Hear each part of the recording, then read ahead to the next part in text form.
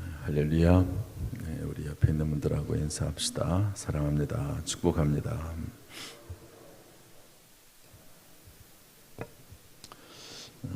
우리 서로 믿음으로 축복하겠습니다. 잘 될 것입니다. 시작. 잘 될 것입니다. 반드시 잘 될 것입니다. 오히려 더 잘 될 것입니다. 크게 잘 될 것입니다. 아멘. 저를 따라서 하시죠. 성경으로 길을 찾고 기도로 힘을 얻는다. 아멘. 오늘도 하나님께서 우리에게 새 힘 주시기를 주님의 이름으로 축복합니다. 사람의 지혜와 능력도 있지만 지혜와 능력을 주신 하나님의 지혜와 능력은 무궁하십니다. 그 하나님의 지혜와 능력이 우리 각각 머리 위에 임하는 또 하나님의 은혜가 임하는 시간 될 수 있기를 주님의 이름으로 축복합니다. 아멘. 오늘은 시편 36편 말씀 보겠습니다. 어제 37편을 먼저 봤죠. 36편을 제가 한다고 해서 뺐습니다.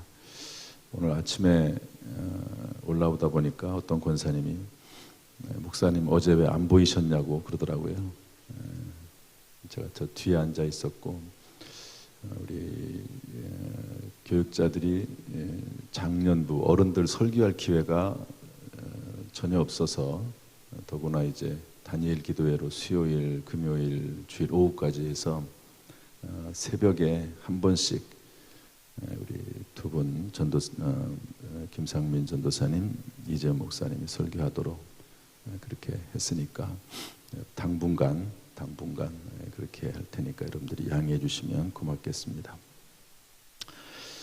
시편 36편은 이렇게 제목을 달아놨습니다. 여호와의 종 다윗의 시 이렇게 돼 있죠. 따라합시다. 여호와의 종 다윗의 시. 그래서 이 말씀 역시 다윗이 기록했다 하는 것이고요. 이 말씀의 내용은 구조를 보면 알 수 있습니다. 1절부터 4절은 악한 자들의 행태, 5절부터 9절은 하나님에 관한 신앙 고백. 악한 자들이 이렇게 활동을 하고 있는데 그것을 보면서 하나님이 어떤 분이신지를 떠올리는 거죠. 하나님. 그래서 하나님에 대해서 신앙 고백을 하고 10절, 11절에 가서는 시편 기자 다윗이 하나님께 기도합니다.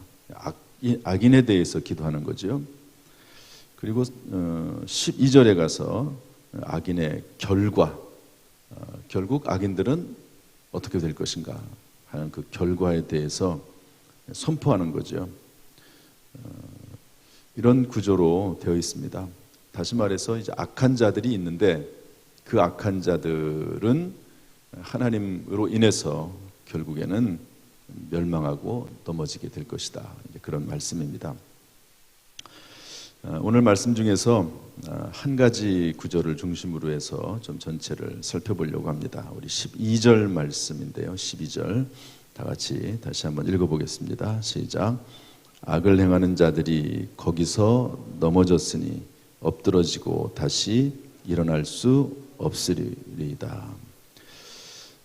악을 행하는 자들, 악한 자들이죠. 넘어진다는 겁니다. 그래서 엎드러지고 결코 다시 일어나지 못한다. 악한 자들의 특징입니다.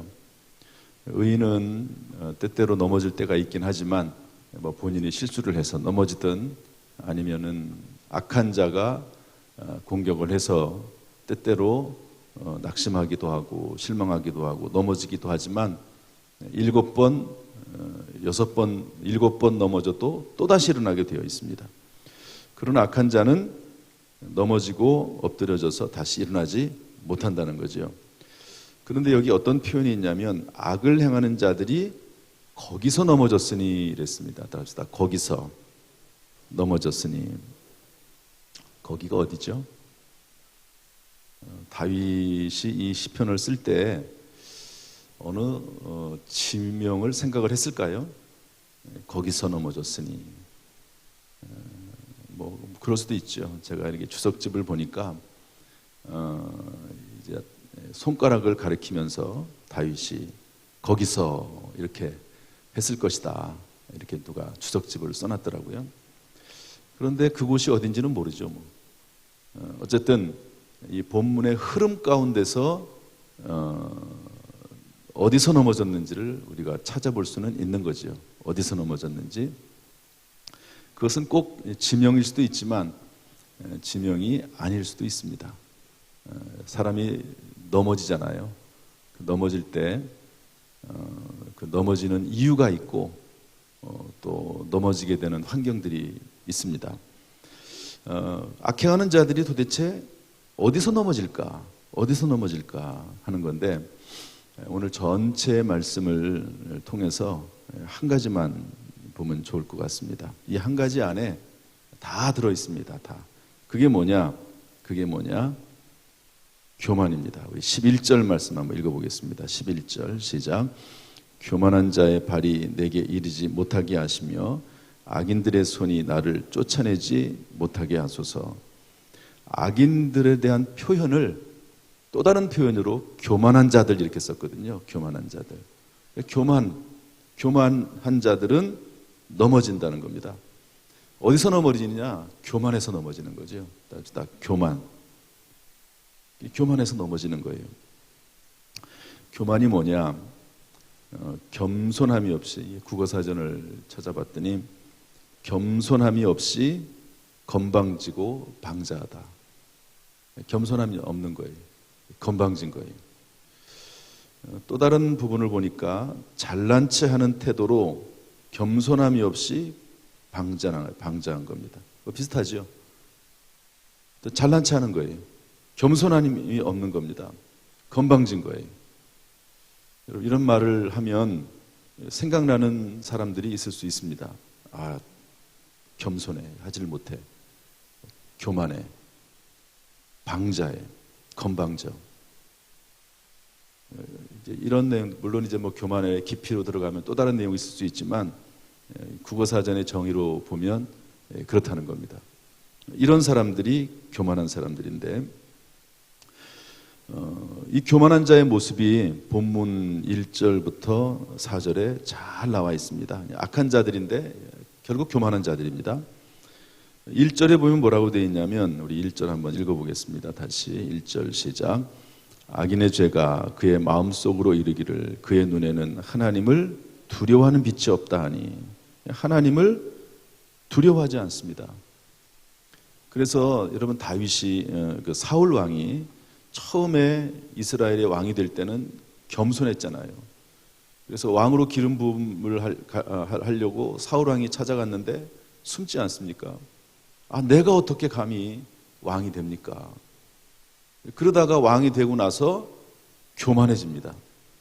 그 교만의 표징이 뭐지요?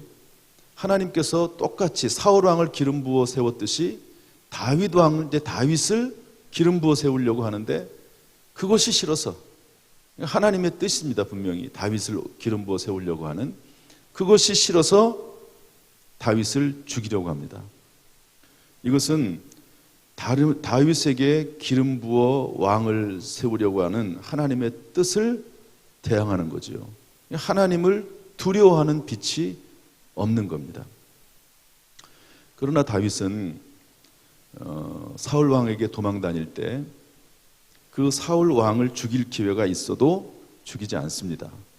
왜? 하나님이 기름 부었다. 비록 악한 왕이긴 하지만 하나님이 기름 부어 세운 왕이기 때문에 죽일 수 없다. 그래서 죽일 기회가 있음에도 불구하고 옷자락만 자르죠.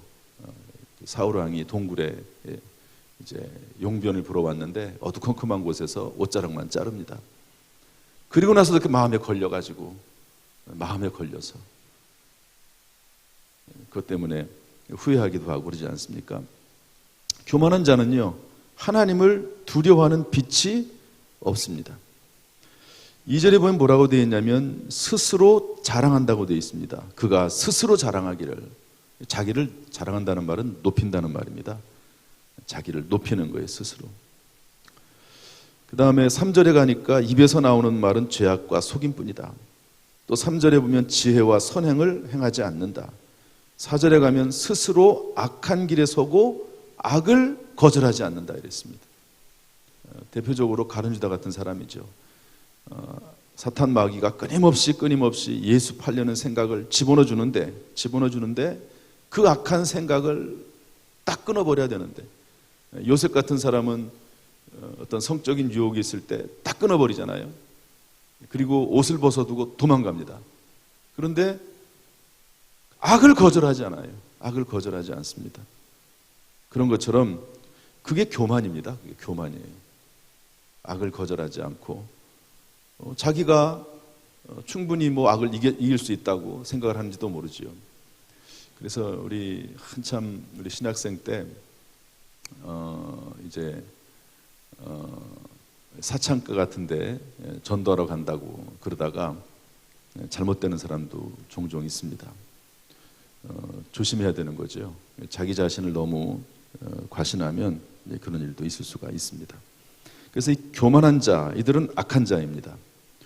그 교만한 자의 결과가 뭐냐? 12절에 보니까 결국은 넘어지고 엎드러지고 다시 일어날 수 없다는 거죠.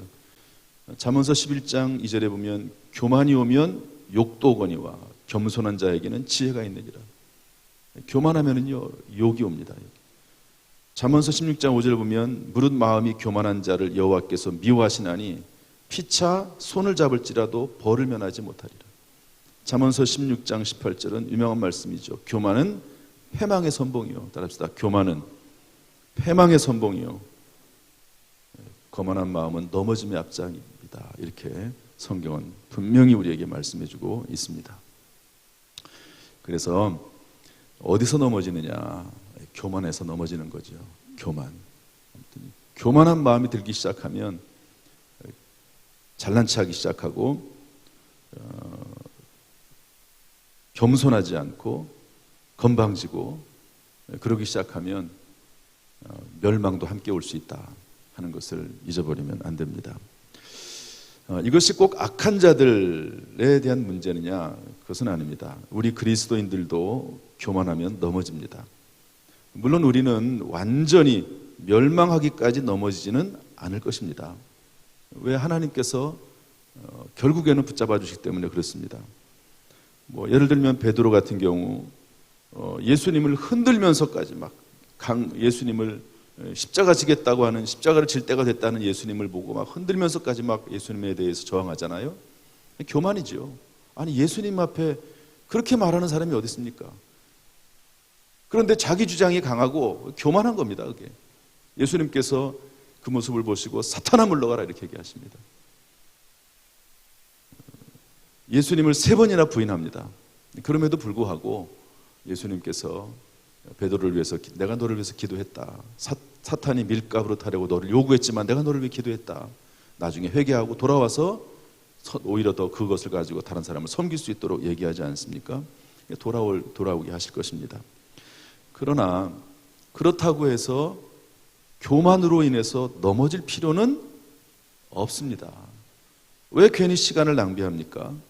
교만의 죄로 인해서 본인의 고통을 당하고 주변의 고통을 당하고 또 심지어는 자신이 어려움을 교만으로 인해서 고통을 당하면서 가족들이 고통을 또 당할 필요가 없는 것이죠. 여러분 우리 돌아온 탕자 이야기 잘 알지 않습니까? 왜 재산을 가지고 떠납니까? 교만해서 그렇죠. 결국은 교만입니다. 고생하는 거죠. 죽으라고 고생하다가 돌아옵니다.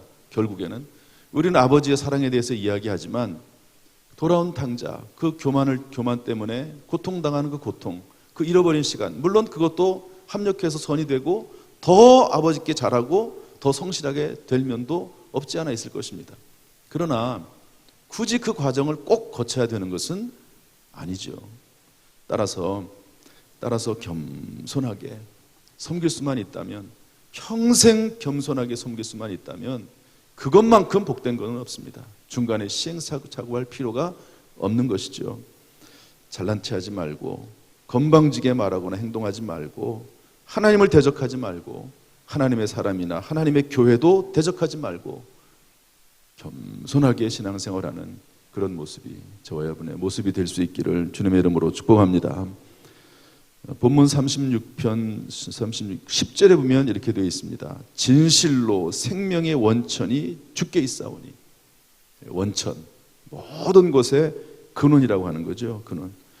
따라서 모든 것이 하나님께로부터 온다, 모든 것이 하나님께로부터 왔다 하는 것을 명심하고 겸손히 하나님과 교회와 사람과 이웃을 섬기면 하나님께서 때때로 어려운 일이 있다 할지라도 그것조차도 오히려 더 좋은 것으로 우리를 인도하게 될 줄로 믿습니다. 욥이 어려움을 당했을 때 주신 이도 하나님이시요 취하신 이도 하나님이시니 하나님께 예배드리고 찬송했습니다. 결국에 회복이 되고 갑절의 복을 받아 누리지 않습니까? 겸손입니다. 이것도 하나님 앞에 철저히 낮아지는 거죠. 이것도 하나님께서 허락하신 것인데 오히려 하나님 앞에 영광을 돌리고 겸손히 살아가는 것이죠. 겸손의 모범은 누굽니까? 예수님이십니다. 성경에 보니까 겸손하여 나귀를 타셨는데 나귀 새끼를 타셨다 그랬습니다. 물론 이제 뭐 나귀를 타는 것에 대한 해석이 여러 가지가 있지만 일반적으로 나귀는 예수님이 왕으로 오시지 않았습니까? 그런데 그럼에도 불구하고 뭐 큰 흰 백마를 타거나 아주 위험 있는 모습으로 오시지 않고 성경에 기록된 대로 나귀 새끼를 타고 왔다. 겸손하다는 건 뭡니까? 결국 나귀 새끼를 탔다는 말도 겸손의 의미가 있지만 성경에 예언된 대로 하나님의 말씀대로 이게 겸손입니다. 하나님의 말씀대로 살아가는 게 결국 겸손이에요. 여러분, 하나님이 없는 사람들 그리고 하나님의 말씀이 없는 사람들은 겸손이 뭔지를 모릅니다. 겸손히 살아갈 수 있는 방법이 없는 것이죠.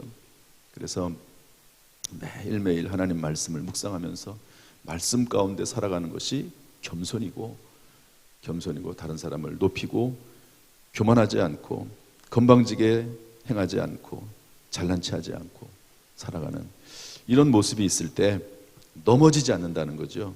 거기서 교만해서 넘어지는데 겸손해서는 넘어질 일이 없는 것입니다.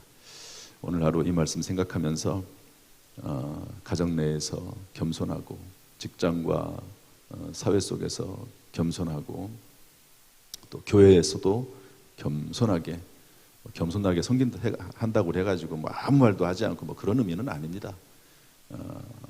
그 마음, 겸손이라고 하는 것은 마음에서 흘러나오는 거죠. 하나님을 두려워할 줄 알고 정말 하나님 아니면 살 수가 없고 천부의 의지 없어서 손들고 옵니다. 은혜 아니면 살 수가 없습니다 하는 그런 마음이 마음속 깊이 새겨져 있으면 겸손할 수밖에 없는 것이죠. 겸손할 수밖에. 하나님의 은혜가 깊이 깨달아진 사람은 겸손할 수밖에 없습니다. 오늘도 말씀 따라 말씀에 의해서 겸손히 살아가는 복된 삶이 저 여러분 가운데 있기를 주님의 이름으로 축복합니다. 겸손한 삶을 사는 가운데 복도 함께 오기를 주님의 이름으로 축복합니다. 평생 큰 어려움 고통당하지 않고 무난하게 그러면서도 감사와 기쁨이 충만한 삶이 저 여러분 가운데 임하기를 주님의 이름으로 축원합니다. 기도하겠습니다. 하나님 아버지, 오늘 말씀을 생각합니다. 악을 행하는 자들이 거기서 넘어졌으니 교만해서 넘어지는 것을 오늘 성경 말씀을 통해서 살펴봅니다. 하나님, 신앙생활 하면서 겸손하게 살아가는 저와 여러분 될 수 있도록 하나님 도와 주옵소서. 그리하여서 우리의 삶이 평안하게 하시고 순조롭게 하시고 순적하게 되는 역사가 평생 그렇게 되는 역사가 우리 모든 성도들에게 임하게 하여 주옵소서. 그 가정에 임하게 하여 주옵소서. 직장과 사업에도 임하게 하여 주옵소서. 그로 인해서 온 교회가, 그로 인해서 우리가 속한 모든 공동체들이 평안하고 놀라운 하나님 은혜 가운데 거할 수 있도록 인도해 주옵소서. 평안하여 든든히 서가게 하시고 하나님을 경외함과 성령의 위로를 진행하여 수가 늘어났다고 했던 말씀처럼 평안이 우리의 삶 가운데 충만히 임하게 하여 주옵소서. 오늘 하루도 승리케 하시길 원하오며 예수님의 이름으로 축복하며 기도하옵나이다. 아멘. 이제는 우리 주 예수 그리스도의 은혜와 아버지 하나님의 무한하신 사랑과 성령님의 교통하심이 이 시간 주 앞에 나와 예배드리며 기도하며 찬송하는 모든 성도들에게, 또 실시간으로 또 이후에 영상으로 말씀을 듣고 또 그 말씀대로 살기를 소원하는 모든 성도들에게 지금부터 영원토록 순간순간마다 함께 하시기를 간절히 축원하옵나이다. 아멘.